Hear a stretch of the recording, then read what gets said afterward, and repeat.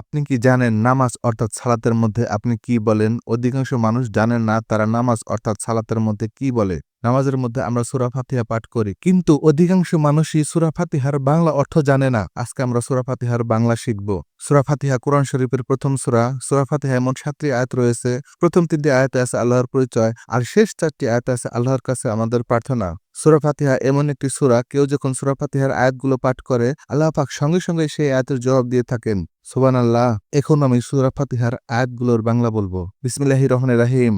প্রথম আয়াত, সমস্ত প্রশংসা সকল সৃষ্টি জগতের পালনকর্তা বিশ্বজগতের প্রতিপালক আল্লাহরই। দ্বিতীয় আয়াত, যিনি পরম করুণাময় এবং অতি দয়ালু। তৃতীয় আয়াত, যিনি বিচার দিনের মালিক। চতুর্থ আয়াত, আমরা একমাত্র তোমারই ইবাদত করি, শুধুমাত্র তোমার কাছেই সাহায্য প্রার্থনা করি। পঞ্চম আয়াত, তুমি আমাদের সঠিক পথে পরিচালিত করো। ষষ্ঠ আয়াত, তাদের পথে যাদেরকে তুমি নিয়ামত দান করেছ। সপ্তম আয়াত, তাদের পথ নয় যারা পথভ্রষ্ট হয়েছে এবং যাদের প্রতি তোমার গজব নাজিল হয়েছে। সূরা ফাতিহার ফজিলত। সূরা আল ফাতিহা পবিত্র কোরআনের প্রথম সূরা, মক্কায় নাজিল হওয়া সর্বপ্রথম পূর্ণাঙ্গ একটি সূরা। পবিত্র কোরআনের ১১৪টি সূরার মধ্যে সূরা ফাতিহার নাম সবচেয়ে বেশি। এই নামগুলোর পেছনে রহমত, বরকত ও আমলের গুপ্ত রহস্য লুকিয়ে আছে। ফাতিহা শব্দের অর্থ সূচনা বা উদ্বোধন।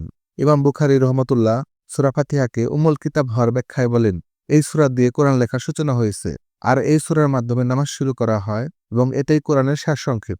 আবু হুরায়রা রাদিয়াল্লাহু তাআলা থেকে বর্ণিত, রাসূলুল্লাহ সাল্লাল্লাহু আলাইহি ওয়াসাল্লাম বলেছেন, এটাই উম্মুল কুরআন এবং এটাই কুরআনুল আজিম। এই সূরার প্রসিদ্ধ ৫টি নাম হলো আল কুরআন, আল ফুরকান, আল কিতাব, আত-তানজিল, সাবুল মাসানি।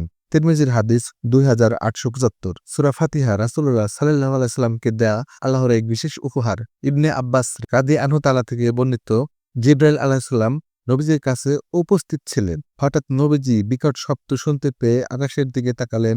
জিবরাইল আলাইহিস সালাম বলেন, এটি আসমানের একটি দরজা খোলার শব্দ, যা আজই খুলে দেওয়া হলো, আজকের দিন ছাড়া আর কখনো খোলা হয়নি। আসমান থেকে একটি ফেরেশতা নেমে এলো। জিবরাইল আলাইহিস সালাম বলেন, আজকে প্রথম তিনি জমিনে অবতরণ করলেন। ওই ফেরেশতা নবীজিকে সালাম করে বলেন, দুটি নূরের সুসংবাদ গ্রহণ করুন, যা আপনাকে দেওয়া হয়েছে এবং আপনার আগে আর কখনো কাউকে দেওয়া হয়নি, অর্থাৎ কোনো নবীকে দেওয়া হয়নি। তা হলো সূরা ফাতিহা এবং সূরা বাকারার শেষাংশ। এই দুটি সূরার যে কোনো হরফ আপনি পাঠ করবেন, এতে যে দোয়ার বিষয়বস্তু রয়েছে তা কবুল করা হবে।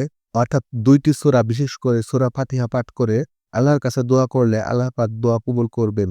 বিশেষ করে রোগ মুক্তির জন্য ঈমানের সহিত সূরা ফাতিহা পাঠ করলে রোগবালাই থেকে মুক্তি পাওয়া যায়। সহিহ মুসলিম হাদিস ১৭৫০।